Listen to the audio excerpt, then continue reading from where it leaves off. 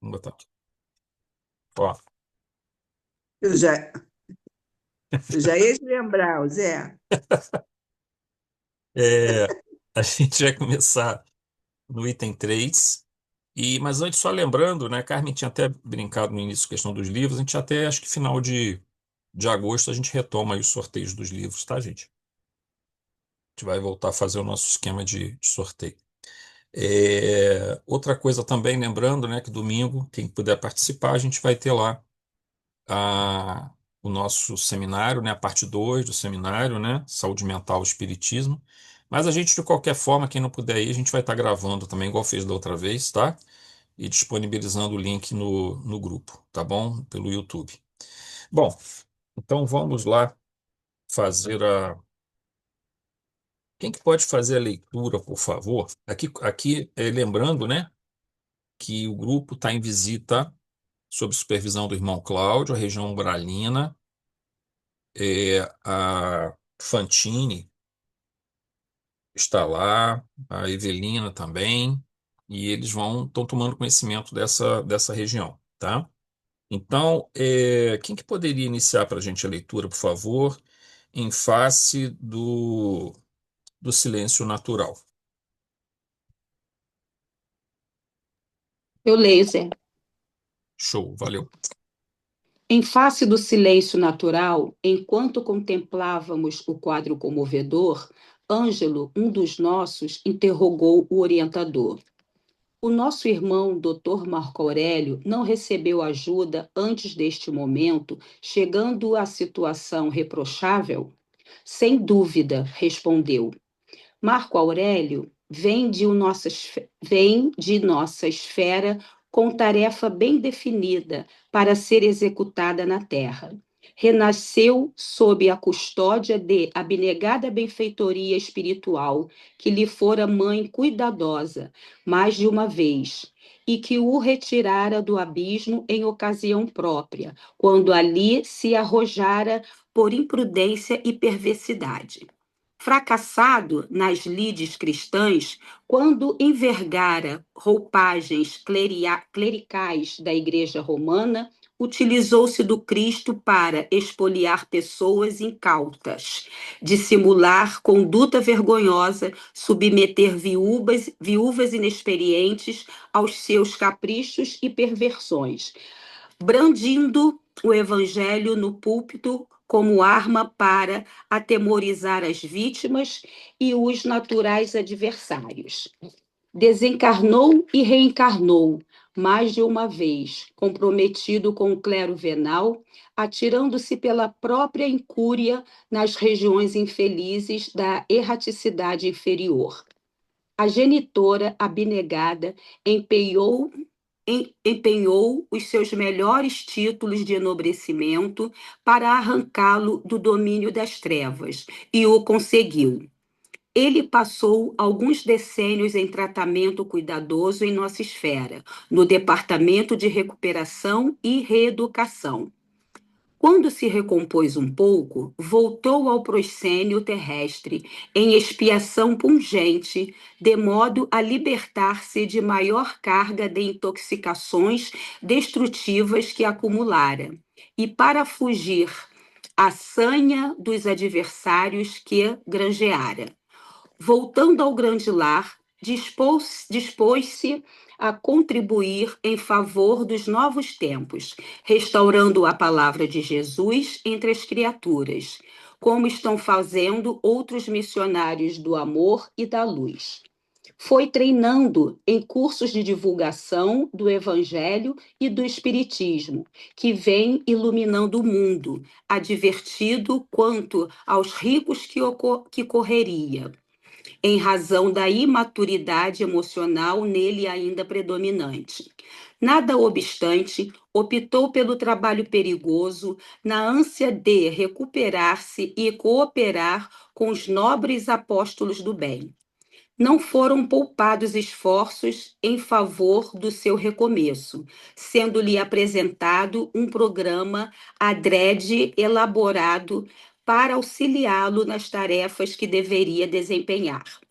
A genitora conseguiu a cooperação de uma grande amiga espiritual, que renasceu com a tarefa de ser-lhe mãe biológica, disposta a infundir-lhe lições de nobreza e de elevação moral, orientação religiosa através do espiritismo, a fim de que ele pudesse, nas fileiras de O Consolador, reparar o passado delituoso e encontrar novo rumo que o tornaria feliz. Todo o projeto foi supervisionado pelos nossos maiores e, 5 lustros depois, ele veio trazido à reencarnação, cheio de esperanças e em clima de festa. Tudo transcorreu conforme elaborado. Os pais deram-lhe proteção e carinho, orientaram-no pelo reto caminho do dever, robustecendo-lhe os sentimentos. Encaminharam-no às células espiritistas e ele revelou-se excelente discípulo das lições ouvidas, passando a comentá-las com facilidade de palavra e expressivo magnetismo pessoal. O mentor calou-se por um pouco, sintetizando toda uma existência em breves comentários, logo dando curso à narração.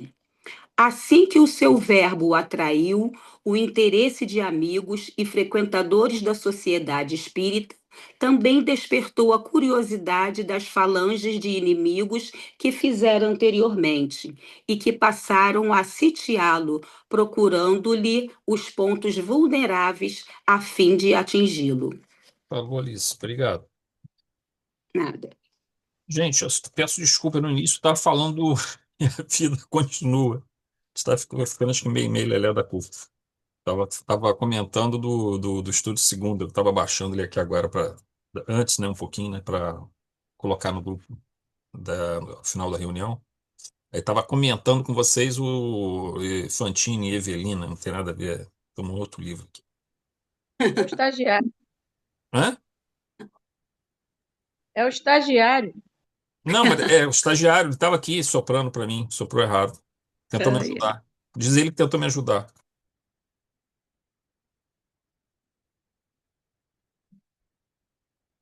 Bom, 3.1. Aqui, gente, só antes da gente começar, só um detalhe. É, sempre que a gente está estudando a doutrina espírita, as obras psicografadas e tudo mais, nós não estamos só visitando a própria doutrina. A gente sempre vê, sempre num capítulo, numa passagem, num parágrafo, sempre a gente vai tirar alguma lição do Evangelho também. A gente lembra da parábola da ovelha perdida, né? Quando Jesus dizia que o pai não deixaria que nenhuma ovelha se perdesse, né? Então, ele conta a parábola da ovelha perdida, onde então é, um pastor tinha sob seu cuidado ali 100 ovelhas e quando chega ao final do dia ele conta que tem 99 ovelhas só no próximo ao local onde ele ia deixar ali perto do redil. Aí ele vai, deixa as 99 ovelhas no local e vai atrás daquela ovelha perdida e atrás. É exatamente o que acontece aqui. A espiritualidade trabalha, e esse ponto do espiritismo ele é muito diferente, né? A nossa visão em relação à visão de outras, principalmente das religiões cristãs, né? Porque ali é um tudo ou nada, né? Ou você vai para o céu ou você vai para o inferno. Você pode eventualmente na Igreja Católica, né, ficar ali no que seria o purgatório, seria uma espécie de umbral nosso, né? Mas ao final você é julgado de qualquer forma e vai para um lado ou para o outro. É, ora, esses erros que ele cometeu foram erros gravíssimos. A gente viu aqui os comentários sendo feitos, né, pelo Dr. Arquimedes. E, no entanto, vai lá, e que espiritualidade, através com a intercessão da mãe dele, busca ele, se faz todo o trabalho de dar a ele nova oportunidade, e assim sempre, né? Então a gente vai observar que sempre o evangelho está inserido em diferentes partes. dentro da estrutura de estudos, de estudos de caso, como é a situação aqui, e que a gente deve ficar muito, muito atento, porque ele veio com toda a preparação, todo o cuidado, mas trazia uma sombra muito grave no seu passado, que a gente vai ver melhor aqui, mas em parte já foi colocado aqui pelo Dr. Arquimedes, mas é, ele teve quase 30 anos de preparação no plano espiritual para poder chegar estudando o Evangelho, estudando novamente a doutrina espírita, para vir nascer no lar espírita, para então ele ser, digamos assim, poder fazer o oposto do que ele tinha feito no passado, né? Mas aí o livre-arbítrio, ele fez as escolhas, foi fazendo as escolhas erradas dele. Mas é um alerta para todos nós sempre. Mas, ao mesmo tempo, também uma sinalização de que essa oportunidade sempre se renova, só que o que acontece é que a cada renovação de oportunidade perdida, é mais difícil, é mais doloroso o processo de retomada, porque o acúmulo de erros foi se avolumando cada vez mais. Então, esse karma se tornou maior. Portanto, o esforço agora para conquistas novas e corrigir o passado se torna muito mais difícil, muito mais doloroso. Então, quanto mais tempo se adia o processo de regeneração do indivíduo, da criatura, e estando ele encarnado ou mesmo no plano espiritual, mais tempo ele se envolve com coisas erradas, uma vez que ele não está corrigindo aquilo que era para fazer. E aí ele vai acrescentando um karma cada vez mais negativo ao que já estava complicado. Então, a oportunidade vai vir, vai. Não, não, não importa o tempo que vai levar. Ele vai encontrar a luz, mas vai ser mais doloroso, mais difícil, mais demorado, tá? Vamos lá então, 3.1. Ficamos então conhecendo a história de Marco Aurélio. Há vários séculos passados, iniciou seu roteiro desastroso, envergando a roupagem clerical no seio da igreja. Cometeu todos os tipos de abusos e desrespeitos com a instituição e com as pessoas que a frequentavam, agindo sob o mando do poder que lhe fora conferido. Sua condição era grave, pois mais de uma vez retornou ao seio do clero, abusando de suas funções. Mergulhou por muito tempo em região umbralina denso e sendo perseguido por suas antigas vítimas, por intercessão de sua mãe, que muito amava e era detentora de títulos veneráveis, foi recolhido a uma instituição socorrista, onde passou décadas em preparação, onde, após uma pequena recuperação, se encontrou em condições para uma reencarnação expiatória, difícil, possivelmente compulsória. Então, depois de cometer esses equívocos todos, ele voltou para o plano espiritual, região umbralina, assediado por aqueles que foram suas vítimas, aqueles que não o perdoaram, né? Mas também é o seguinte, o indivíduo também, ele consegue, como a gente já comentou aqui, os equívocos passados, todo equívoco nosso em relação à lei divina é uma transgressão, né?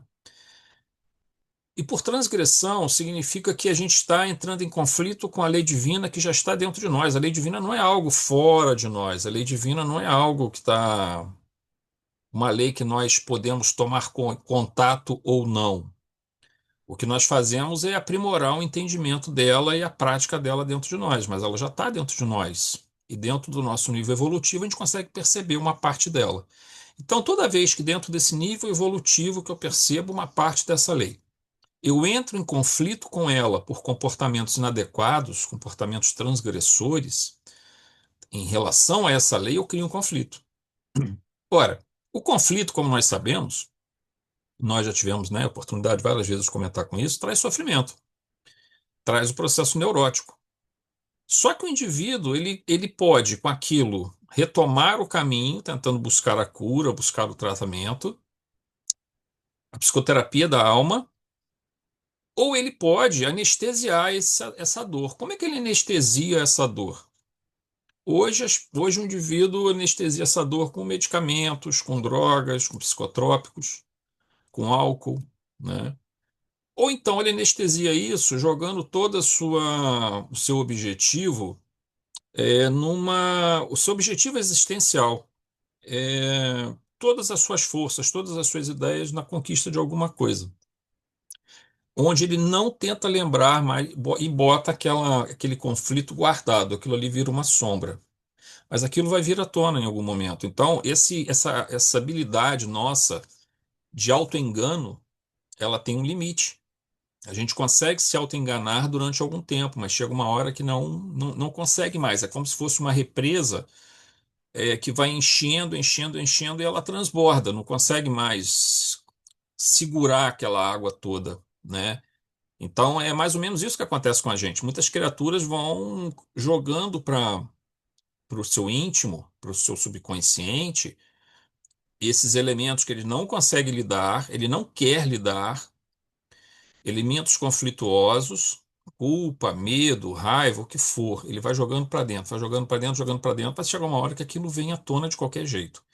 Inclusive porque existem gatilhos que fazem isso vir à tona. Quais são esses gatilhos, por exemplo, em região umbralina? Muitas vezes a perseguição de obsessores. Ou seja, mesmo aqueles que não o perseguiram porque o perdoaram, aquele conflito em relação àquela pessoa que ele magoou, que ele abusou, que ele espoliou, aquilo vai vir à tona para eles resolver, né? Então, essa capacidade nossa de autoengano, e como eu já prometi a vocês, eu vou fazer isso, é porque eu vou aproveitar agora esse períodozinho que tá mais tranquilo para mim, e vou tentar fazer um estudo, a gente vai inserir ele. É, eu não sei se a gente faz, de repente, inserir numa quinta ou inserir numa segunda, sobre vieses cognitivos, né, que nós temos. E esses vieses cognitivos, na verdade, são mecanismos que nós usamos frequentemente, e aí nós temos aí mais de 20 vieses cognitivos, que são mecanismos de autoengano, onde a gente dá meio que uma rasteira na nossa cognição, na nossa razão, na nossa inteligência, e tenta justificar o injustificável, né? E isso tem muito a ver, isso aí é muito estudo no campo, por exemplo, de economia, comportamento do indivíduo diante da economia. Os economistas estudam isso direto, o pessoal de marketing, neuromarketing estuda isso direto. Mas para nós espíritos é interessante estudar também, porque a gente consegue entender um pouco as automistificações, os mecanismos que a gente usa para não ter que enfrentar digamos assim, os conflitos, a sombra, os atos equivocados, né? Então, ele, quando sofre esse processo, aquilo vem com muita intensidade. Aí, depois, ele é colocado dentro de uma reencarnação compulsória, tá? Após esse período no umbral, sofrendo tudo aquilo, ele é recolhido, reencarna numa encarnação compulsória e expiatória para novamente pela dor ele começar a dar uma chacoalhada ali dentro naquele psiquismo dele muito desequilibrado e preparar o caminho, que nós sabemos que a dor é um elemento, não é o único, mas é um elemento forte para produzir essa mudança. E aí, depois que ele retornasse ao plano espiritual, seria de acordo com a maneira que ele. Porque também ele poderia se revoltar naquela reencarnação que ele teve expiatória. A princípio, ele não se revoltou, porque quando ele retorna, ele está mais preparado, então, para receber aquelas lições durante quase 30 anos e poder retornar na missão que ele viria. Na missão, não, na tarefa que estava reservada para ele na Terra, tá? Mas, de qualquer maneira, só adianta efetivamente se não houver revolta. Se houver revolta dentro daquela reencarnação expiatória, não há ganho, né? Não há transformação satisfatória. Muito bem. 3.2. Naquela reencarnação marcada por um grande sofrimento, se produziu mudanças importantes na sua forma de compreender, pelo menos em parte, os desvios passados, e após a sua desencarnação, foi recolhido novamente sob a tutela de sua mãe, em instituição benemérita, em que foi então preparado para corrigir os erros do passado. Um processo de reparação, sendo cuidadosamente assistido e orientado para retornar à Terra na condição de divulgador do evangelho entre as lides espíritas. Vejam, ele era um divulgador do evangelho no seio da igreja, só que ele abandonou completamente isso, né? Quer dizer, é claro que a igreja não é só uma divulgação do evangelho, porque a igreja trabalha com o Antigo Testamento, com o Novo Testamento, dentro do Novo Testamento com o Evangelho, mas também tem todo um conjunto de dogmas e desenvolvimentos teológicos posteriores. Mas tem muito na Igreja Católica do Evangelho também. Só que ele abandonou completamente isso e se dedicou a utilizar o poder que ele tinha como sacerdote, ou talvez até um cargo mais elevado, para fazer todo tipo de abuso, né? Então agora ele viria dentro do espiritismo para fazer uma divulgação maior do evangelho inserido dentro do contexto espírita. Muito bem. O seu plano de trabalho foi cuidadosamente traçado nas esferas espirituais, e ele se encontrava de posse de sua perfeita consciência, ainda que frágil moralmente quanto aos aspectos de comportamentos passados, o que sempre implicaria algum risco. Mas aqui, igualmente, deve-se destacar que em nenhum momento lhe faltaram espíritos abnegados, encarnados e desencarnados, a lhe intuírem, orientarem e protegerem. Então vejam, a gente vai dizer assim: ah, mas por que que se dá uma chance dessa ao indivíduo dele vir com o conhecimento? Para divulgar para divulgar dentro do espiritismo, poderia ser em outra religião também, ele poderia nascer numa igreja. Provavelmente não seria católica, porque seria uma pressão muito grande em cima dele.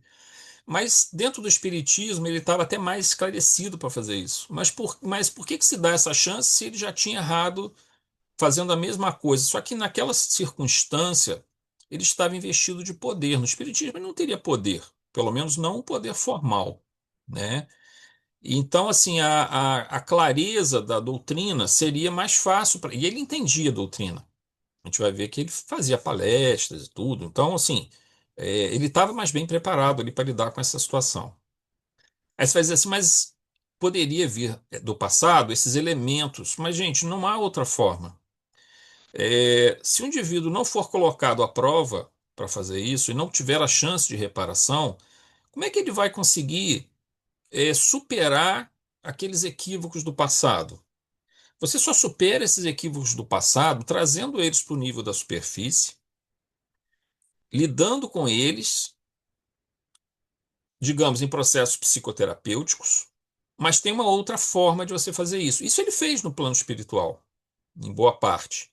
E qual é a outra forma de eu tratar? Vejam, uma das formas de eu tratar esse passado delituoso é fazer uma catarse, trazer esse material à tona, e a espiritualidade faz muito isso, psicoterapeutas encarnados fazem isso, na psicanálise, na psicologia, até alguns psiquiatras vão trazer esses elementos do passado, não no sentido reencarnatório, né? Normalmente não, a não ser eventualmente algum psicólogo transpessoal, mas é mais difícil.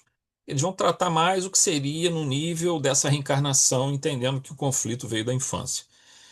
Mas na psicoterapia espiritual se trataria os conflitos desde de algumas reencarnações, não muitas, mas viria uma, duas reencarnações passadas, três reencarnações passadas, trazendo esse material.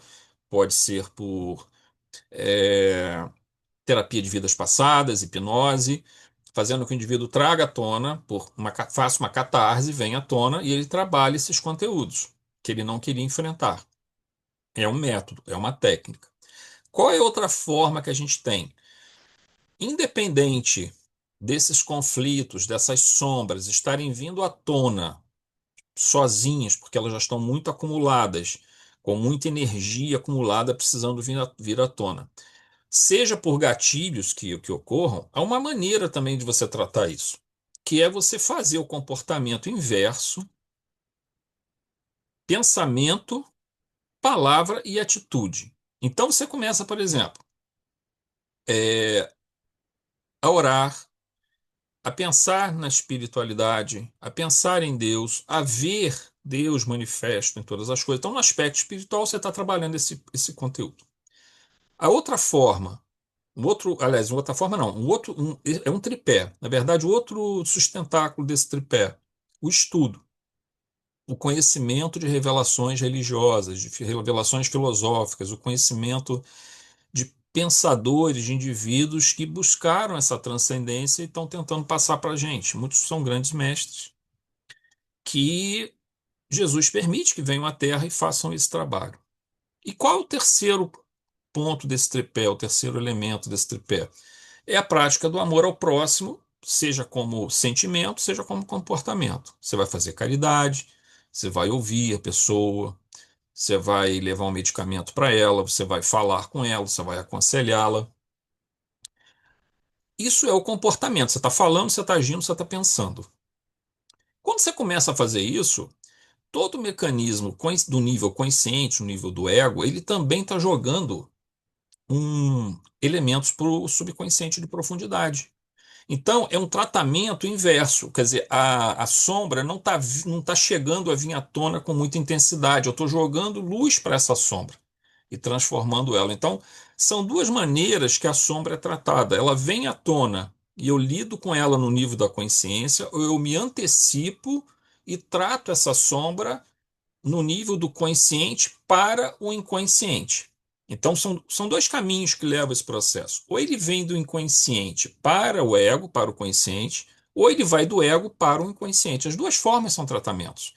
Isso aqui, para ele, independente dos gatilhos que viessem a trazer esses conflitos, essas angústias que viessem desses equívocos passados que ainda não estavam tratados, se ele tivesse o comportamento correto, pensamento, palavra, atitude, foi dada a oportunidade isso para ele, ele estaria tratando essa sombra. Ele estaria tratando ela. Você pode perguntar assim, mas qual é o método mais eficaz? Eu não sei dizer qual é o método mais eficaz, se é deixar a sombra vir à tona ou buscar ela numa catarse e fazer o tratamento psicoterapêutico, ou se o processo se faz por escolhas nossas aqui, comportamentais, em onde a gente vai tratar indiretamente ela. Eu acho que os dois são úteis, são próprios e tem momentos em que um ou outro pode ser melhor para ser realizado. Os dois são efetivos dentro desse processo. A diferença é que no caso do comportamento apropriado, e você tem um certo controle maior da situação e você se antecipa, não deixa que isso vire uma crise que venha à tona. Então você já está tratando esse subconsciente, e se ainda tiver algum resquício desse processo que vem à tona, ele vai vir muito mais transformado. Um outro ponto também que às vezes a gente chama atenção é assim, eu tenho uma dificuldade muito grande para lidar com uma determinada situação. Tipo assim, eu tenho dificuldade de perdoar.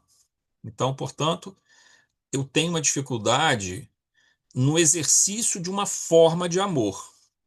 Não precisa ser nem o sentimento, comportamento mesmo.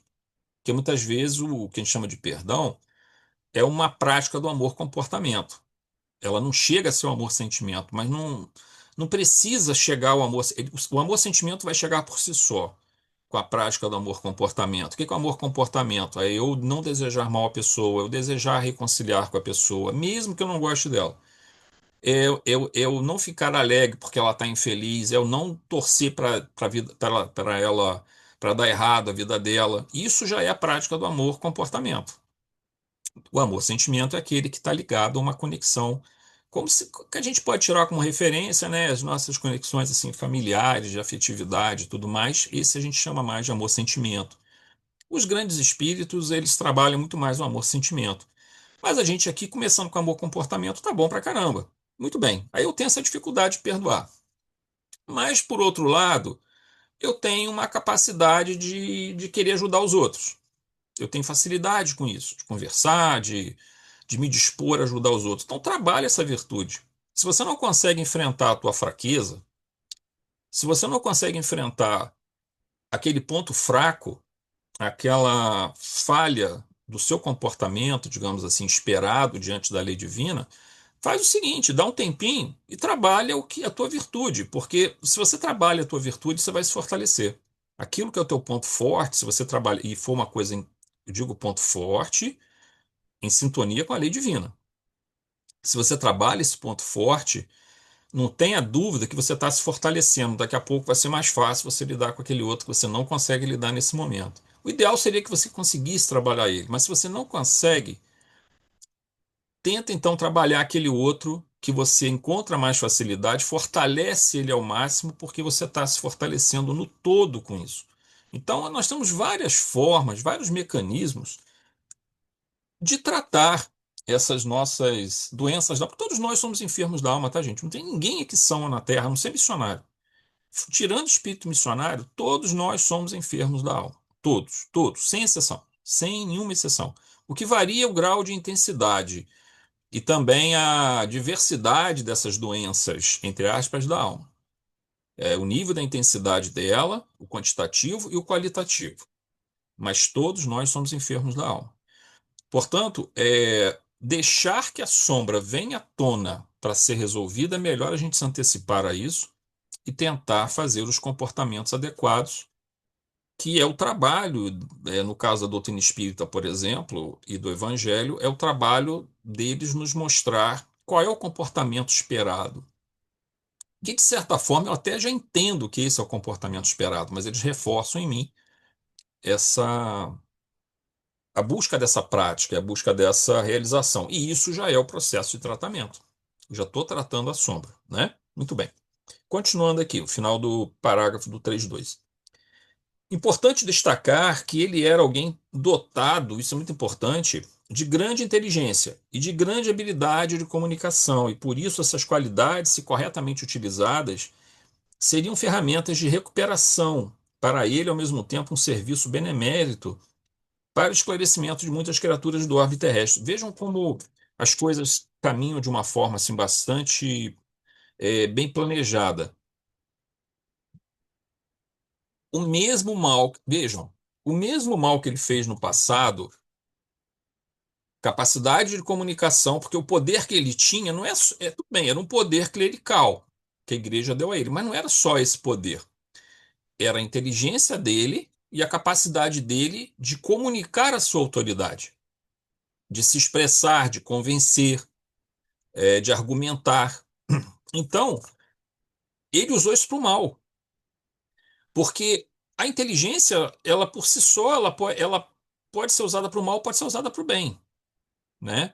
A cognição, a razão pura, vamos dizer assim. Eu não me refiro na inteligência mais completa, porque a inteligência inclui, inclusive, a inteligência espiritual. O conceito de inteligência, de múltiplas inteligências, melhor dizendo, inclui também uma inteligência espiritual, uma inteligência filosófica. Mas, assim, se a gente for trabalhar só a razão, só a lógica, ela pode ser usada para o bem ou para o mal, né? Muito bem. E também a capacidade de comunicação com as pessoas, que nós chamamos de inteligência social, né? Alguns vão chamar de inteligência é, emocional, mas ela é mais uma inteligência social, né? Ela é uma arma poderosíssima, para o bem ou para o mal, né? É, depende de como você usa. Ele usou para o mal. Agora, qual é a ideia? Que ele use a mesma inteligência, a mesma habilidade de comunicação para usar para o bem. E ele foi orientado durante quase 30 anos para isso, para poder usar para o bem esses mecanismos. Ele estava consciente, estava claro na mente dele o que ele tinha que fazer. E a espiritualidade junto dele, orientando e dando todo o suporte para isso, tá? Então vocês vejam que às vezes, mesmo uma qualidade não, um ato ruim, um comportamento ruim que potencializa uma determinada, digamos assim, que faz com que uma determinada potência do indivíduo se torne muito forte, digamos, a inteligência racional ou a capacidade de habilidade de comunicação, mesmo que utilizada para o mal, ela se desenvolveu. Então, ou seja, aquela habilidade, aquela, digamos assim, aquela capacidade, ela se desenvolveu mais ainda. Se ela for usada agora para o bem, ela vai conseguir ter resultados maravilhosos. Então, até no ato de fazer o mal, o indivíduo pode, dentro do mal, existe conteúdos neutros, como a inteligência e a habilidade de comunicação, entre muitos outros, que, se desenvolvidos, poderão no futuro ser usados para o bem. Foi o que se fez nesse processo, só que ele erra de novo. É o que a gente vai ver depois na próxima leitura, tá? 3.3. 25 anos depois, ele reencarna para cumprir sua tarefa sob o cuidado e supervisão de espíritos superiores. Bem cedo, foi apresentado pela família aos núcleos espíritas, participando, assimilando com facilidade as lições e realizando comentários precisos. Ele era digamos assim, era um palestrante, devia fazer outras tarefas também na casa espírita. As pessoas começaram a gostar dele, ver que ele tinha habilidade e facilidade, porque ele estudou isso no plano espiritual também. Então, o conteúdo da doutrina já estava na mente dele, porque ele já tinha estudado no plano espiritual. E a habilidade da inteligência e comunicação já era algo que ele trazia de outras existências, fazendo o mal. Você vê que coisa curiosa esse processo, né? Muito bem. Atraiu com seu verbo a atenção dos membros da sociedade espírita, né, onde ele frequentava, que certamente via nele grandes possibilidades de divulgação. Mas o orientador espiritual esclarece que, da mesma forma, também começou a despertar a atenção de antigos adversários, que ainda não haviam lhe perdoado. E começaram a observá-lo para encontrar os pontos fracos em que eles, como obsessores, poderiam trabalhar. Então, ele começa a atrair a atenção das pessoas da casa. Poxa, esse fulano aqui, esse Marco Aurélio, esse rapaz tem condições de fazer um bom trabalho de divulgação da doutrina e tudo mais. Vejam, isso era uma época que não tinha internet, não tinha nada disso. Então, a divulgação doutrinária ela dependia muito de livro, né, dos livros, que também não eram tão abundantes assim, e dependia muito das palestras. Os palestrantes iam mesmo em muitas casas, em muitos lugares, viajavam. Hoje você faz muita palestra online, né, mas naquela época se fazia muita divulgação da doutrina. E você ter um palestrante dotado dessa capacidade de oratória, né, de uma verve, digamos assim, magnética, capaz de atrair mesmo as pessoas, e de uma articulação de pensamento muito forte, fez com que ele fosse cotado, digamos assim, pelo grupo espírita ao qual pertencia para fazer um bom trabalho.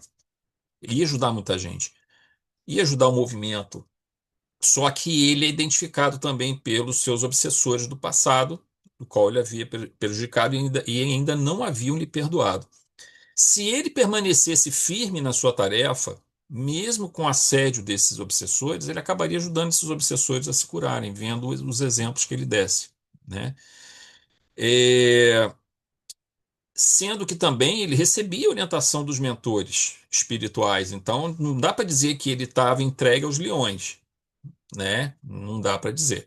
Vejam, esse caso aqui, ele tinha obsessores sistemáticos do passado em cima dele. Só que acontece que na prática espírita, e vale para as outras religiões do mesmo jeito, tá, gente? Não estamos falando aqui, vale para qualquer religião.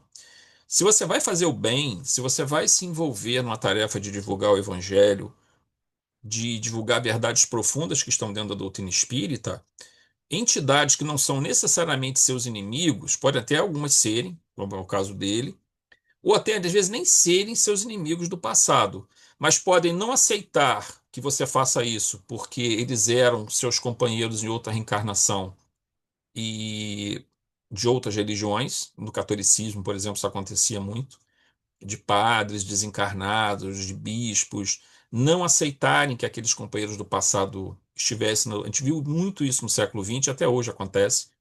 São clérigos que até hoje estão ligados ainda ao passado e não aceitam. Vejam, não há uma ligação pessoal de ódio. Eles não foram prejudicados por aquela pessoa, mas como aquela pessoa fazia parte da instituição onde eles estavam e aonde eles ainda acreditam pertencer, né? Eles tentam tirar aquela pessoa daquele caminho. Outras vezes são espíritos que simplesmente atacam as casas espíritas, que se voltam contra a casa espírita. Por quê? E vão pegando algumas pessoas ali para atuarem mais com firmeza, tentando encontrar os pontos fracos. Isso acontece o tempo todo, gente. Mas é natural que aconteça, porque todo o trabalho do bem, seja coletivo, como é o caso da casa espírita, seja individual, a pessoa sozinha resolve fazer o bem, vai ser assediada, não tem jeito, porque você vai mexer com pessoas que têm os obsessores delas, você vai tentar ajudar uma pessoa que está perturbada. A gente, por exemplo, estava orando aqui por essa moça que está tendo ideação suicida, né? No início do nosso estudo. Antes, né? Desculpa, do nosso estudo. Ideação suicida é autoflagelação. É possível que haja também, além dos problemas que ela traz, haja também obsessores ali. É bem provável que haja. Vamos dizer que o nosso envolvimento como grupo se torne mais intenso tentando ajudar essa pessoa. Vocês acham que os obsessores delas vão gostar disso, né? Claro que não. Então, eles vão também se voltar contra aquele que está tentando ajudá-la e tirá-la daquele caminho. Se ele encontrar brecha, ele vai tentar usar essa brecha. Só que assim, não é uma coisa tão sistemática quanto um obsessor que quer vingança do passado, porque esse fica direto. Esses outros não, eles ficam vindo e voltando. E a gente tem que manter a guarda elevada o tempo todo, porque qualquer bobeira que a gente dá, essas entidades vão atuar com certa, desequilibrando totalmente nosso trabalho. A gente, olha, desde o tempo que eu estou frequentando casas espíritas e realizando essa tarefa, eu já sofri muito esse processo e já me desequilibrei várias vezes e já vi companheiros se desequilibrarem e largarem tudo, entendeu? E caírem, totalmente. Então, faz parte do processo. Ninguém está aqui na Terra para brincar, ninguém está aqui para se divertir. Estamos aqui para aprender, estamos aqui para desenvolver, estamos aqui para nos curar. Isso nós temos que ter muito forte dentro de nós. Porque nesses momentos mais difíceis, por isso que a gente tem que trabalhar em grupo, né? Porque aí no grupo a gente se ajuda. Quando chega esses momentos mais difíceis, a gente pede ajuda, a gente vê que o companheiro não está bem, a gente vai, né, entra em contato com o companheiro, e aí a gente vai, a companheira, a gente vai, digamos assim, criando uma forma de se ajudar e de fazer com que esse processo seja, mais bem sucedido. Porque não nos enganemos, toda tarefa no bem vai atrair, esse tipo de reação. O caso dele ainda é pior porque tem, é, inimigos do passado muito ferrenhos que se apegam a ele, tá? O sicário, vai ser grande aqui pra caramba pra gente ler. Não sei se vai dar. Deixa eu ver aqui. Algum comentário, gente, para fazer?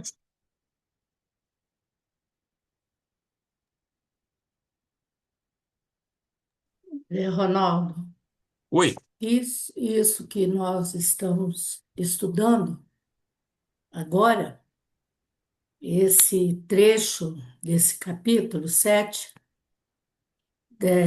cri- dá em nós uma, aflora uma preocupação com o trabalho na casa espírita, que cada um de nós deve pensar que a gente é como células.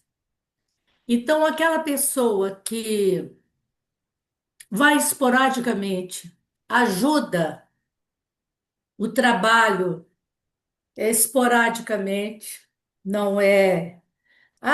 Né? Esta também é importante para não ser um foco de se começar, de ter um desajuste qualquer, porque qualquer pensamento que a gente tenha uns pelos outros é aquele pensamento crítico que eles percebem quando a gente tem um pensamento crítico no sentido de companheiro, no sentido de ajudar. Eles percebem que aquele foi um crítico de julgamento, não de ajuda.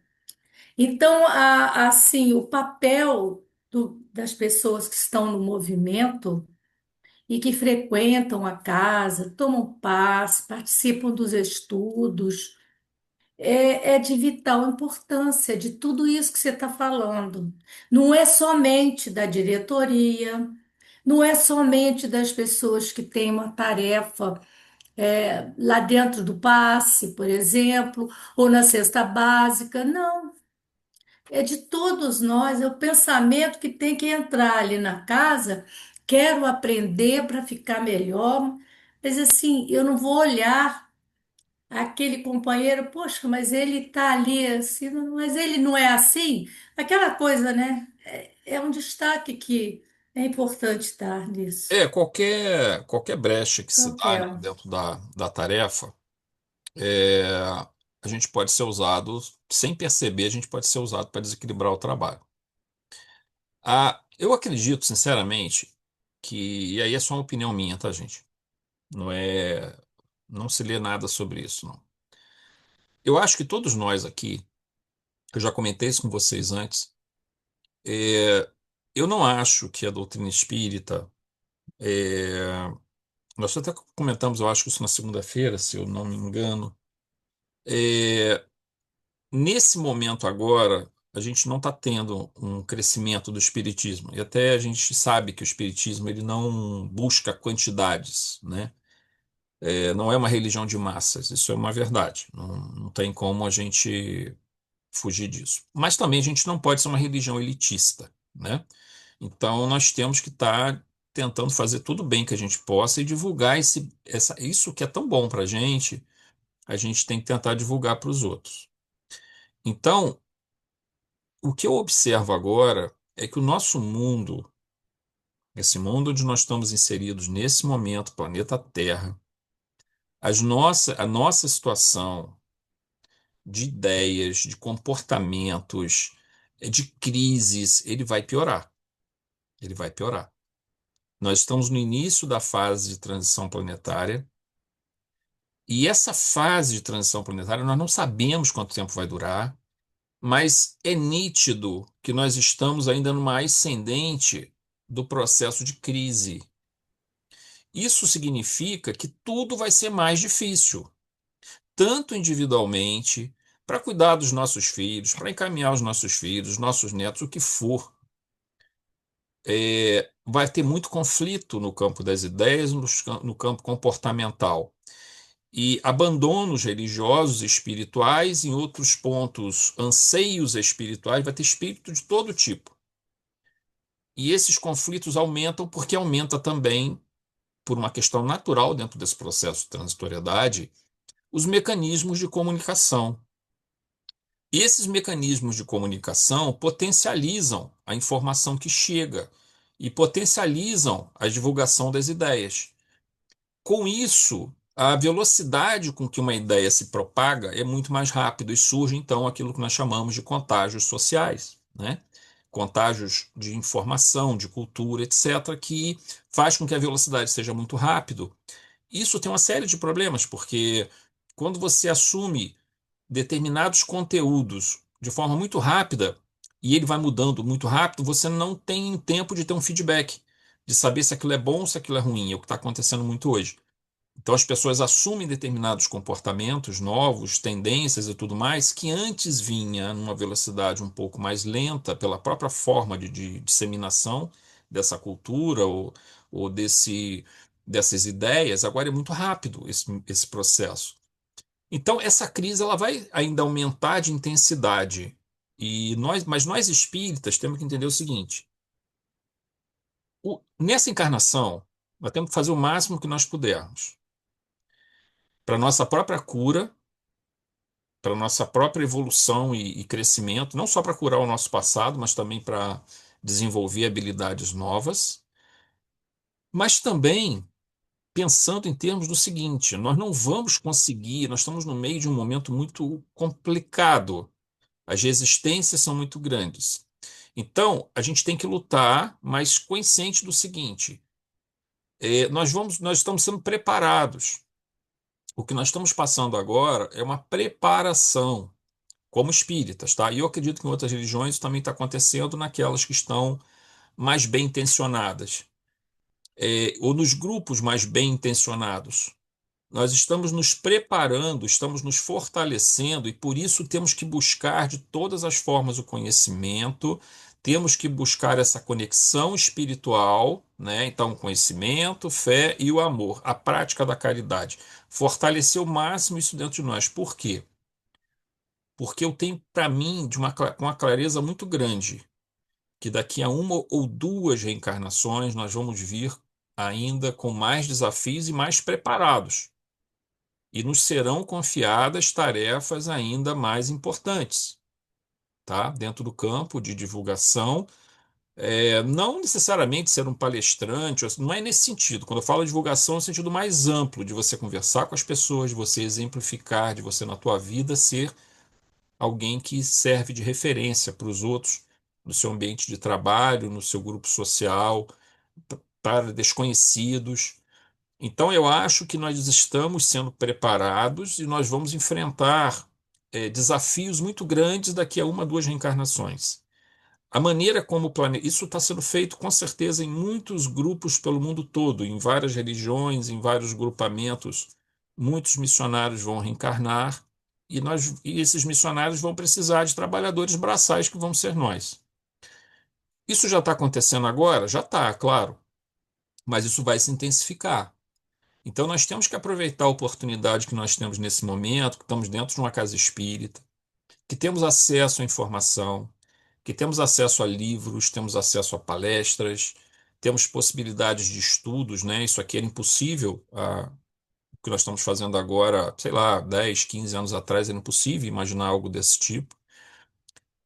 E dessa forma, a gente vai poder é, vir muito mais bem preparado na próxima encarnação. Não estou querendo dizer que a gente tenha que se acomodar aqui, não. Pelo contrário, eu acho que a gente tem que trabalhar ainda mais. Mas tenhamos em mente que nos serão concedidas, assim como aconteceu aqui com o Marco Aurélio, só que o caso dele é mais complexo, porque tinha essa situação toda, né, de vir com essa carga pesada do passado. Nós, eu acho que talvez não tenhamos essa carga tão pesada assim, pelo menos não para a próxima encarnação, né? Talvez até tenhamos trazido algumas para essa, mas eu acho que sairemos melhor dessa reencarnação. E aí eu acho que nós vamos poder trabalhar muito numa próxima ou em duas reencarnações daqui para frente. Vamos ser muito preparados também no plano espiritual. Então, o que a gente tem que aproveitar ao máximo essa oportunidade que nos está sendo concedida, nos dedicarmos à causa espírita, que é uma causa do Cristo, não é nossa, né?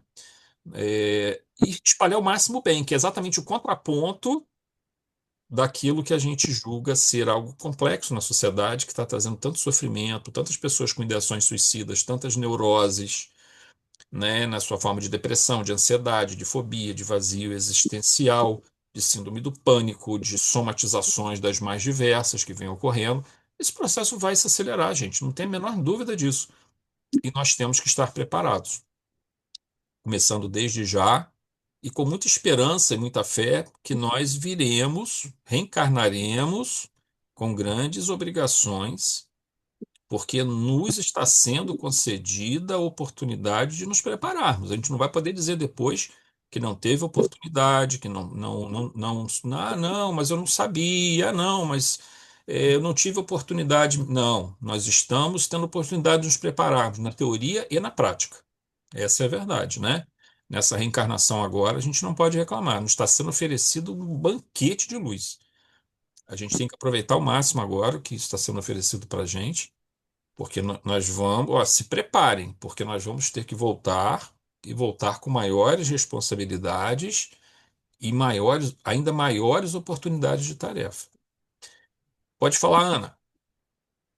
Você colocou uma coisa dizendo assim, porque as pessoas, né, nós não podemos nos colocar em lugar, como é que você falou? Como espíritas, sermos melhores do que outras religiões e tal, não é isso?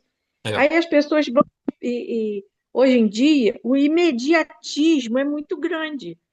Então, quando você comenta a respeito de um livro, elas já querem saber o resumo do livro. Ninguém quer sentar. Aí, quando você fala de uma palestra, que você diz assim, nossa, aquela palestra foi ótima, vá até no domingo agora, porque o José é um rapaz muito bonzinho, que trabalha na Caixa, ele vai falar, mas eu não tenho saco de acordar cedo para ouvir nada. Aí você comenta do Jesus Maria de José ou de qualquer outra situação. As pessoas querem chegar na hora do passe.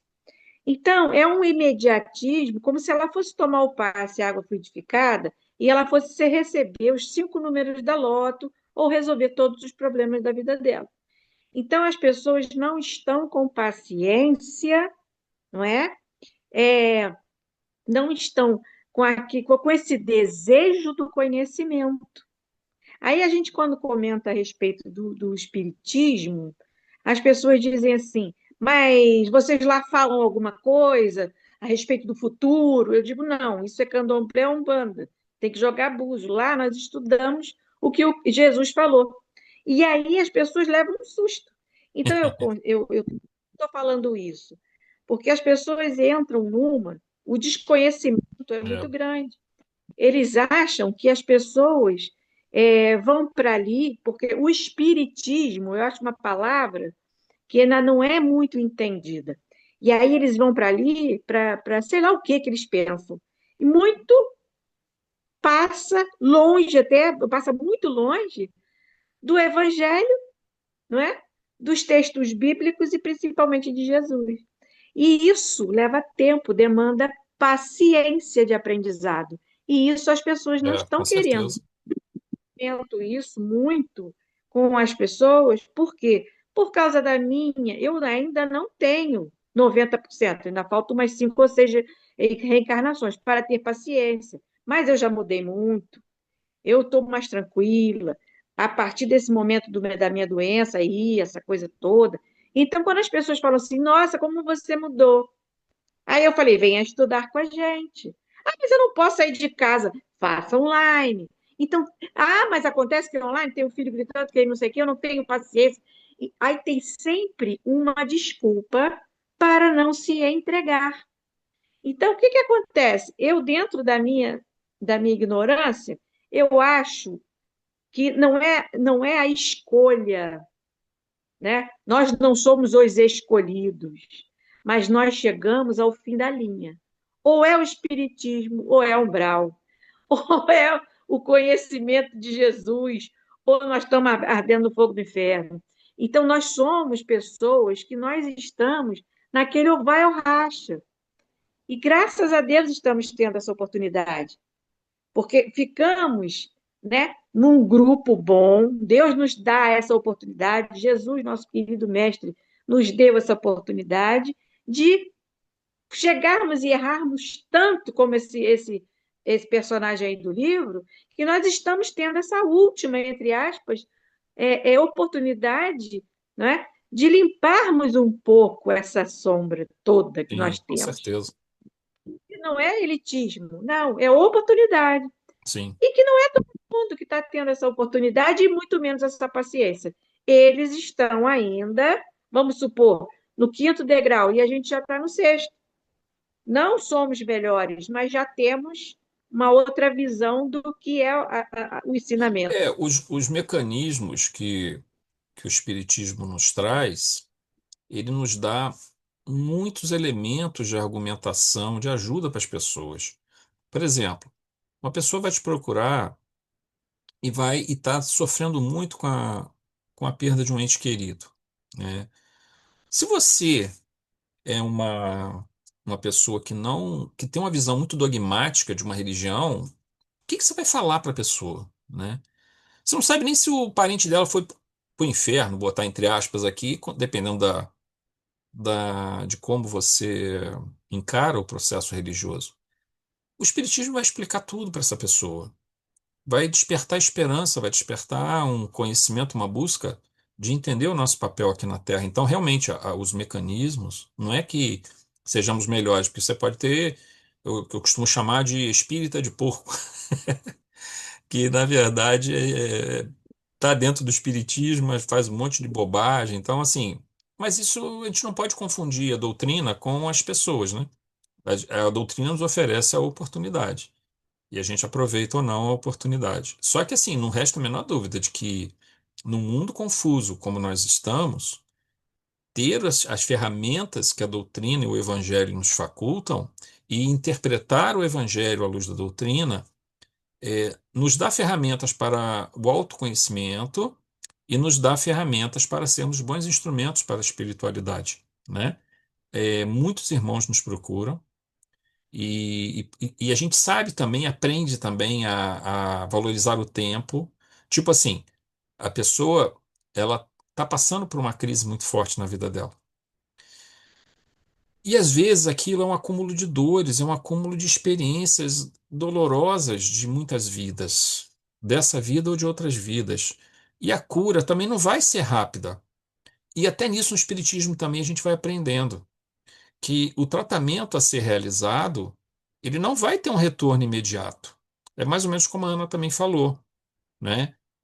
A pessoa quer um retorno imediato, quer um resultado rápido, mas quanto tempo, às vezes, você vai tratar com um psicoterapeuta para resolver um problema que você tem? A pessoa fica anos tratando ali com um psicoterapeuta e ela não reclama disso, digamos assim, de certa forma, né? Ela entende que o processo tem uma... Agora, por que que na casa espírita você tem que sair, entrar e sair já com tudo resolvido, troço que você levou anos fazendo bobagem no passado, né? Então, tem o seu tempo, tem a sua hora.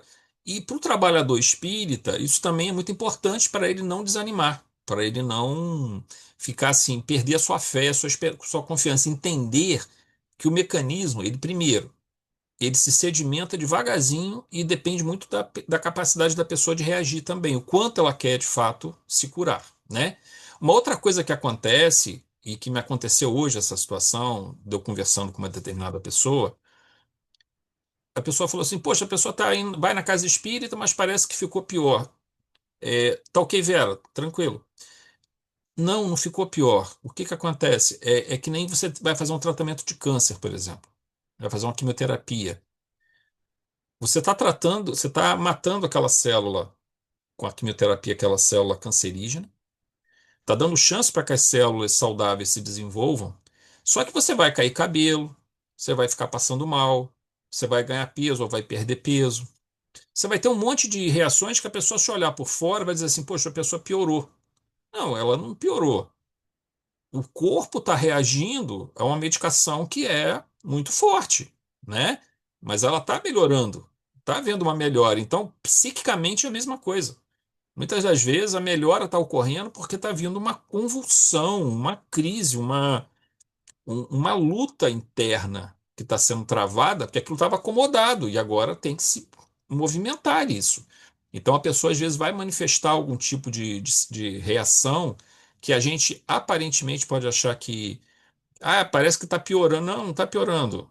Todo bem que se faz, toda coisa boa que a gente passa para a pessoa, está colocando a sua sementinha lá, está colocando o seu processo de germinação. O seu processo de germinação vai acontecer no tempo certo, né? Mas a gente também aprende como trabalhador a respeitar esse tempo, a respeitar esse mecanismo de cura e autocura que faz parte desse processo, tá bom? Bom, gente, a gente vai fazer José, então. Oi. posso falar uma coisa Claro, rapidinho? Alice, pode falar, claro. No Livro dos Espíritos, né? Eu assisti uma palestra outro dia do Guilherme. O Guilherme, ele até frequenta aí de vez em quando a casa, e ele falou de uma passagem, 919, que diz assim: conhecimento de si mesmo. A gente está falando em estudar, em ter fé, em buscar conhecimento, mas se a gente, né, está aqui escrito, 919, qual o meio prático mais eficaz para se melhorar nesta vida e resistir aos arrastamentos do mal? Um sábio da antiguidade vos disse: conheça-te a ti mesmo. Eu achei tremenda essa passagem na palestra que ele citou. Então, assim, eu acho que a gente tem que se olhar, né, para saber quem que a gente é, o que eu sou, o que eu faço, o que eu quero. É se fazer essas perguntas, porque é falar, né, olhar para o outro é muito fácil. A gente olha com o olhar de julgamento, a gente olha com o olhar, mas quando você olha para dentro de si e fala de você, a gente não tem muito o que dizer, porque a gente não se conhece de verdade, Sim, claro. né? Então, assim, ele trouxe a reforma íntica como tema, ele trouxe lições assim profundas de julgamento, de comportamento, de autoindulgência. Eu achei assim muito bacana, né? E eu até interagi com ele ali no chat, né? Ah, Foi tá. muito legal. Então, recomendo. Quem sou eu para recomendar? Nem nunca li, tá aqui, ó, tá na minha mão, inclusive, vou mostrar aí, ó. Nunca li o livro todo ainda, mas está aqui na minha mesinha todos os livros para eu ler que eu ganhei da Valéria Henriques. Gratidão aí, obrigada, Valéria. E eu acho que é uma leitura legal para a gente se fazer também, assim, com todos esses assuntos que foram ditos aí Sim, hoje, sim, com certeza. Da Consuelo, seu, da Ana. Eu acho muito importante a gente retomar para nós espíritas, né? Vocês aí que estão décadas nessa luta, a gente relembrar e ler esse número aí, 919. Era só isso. Isso aí. Falou, Alice. Valeu. Nada. A gente vai então, gente, fazer a nossa oração de encerramento, tá bom? Deixa eu só pausar aqui.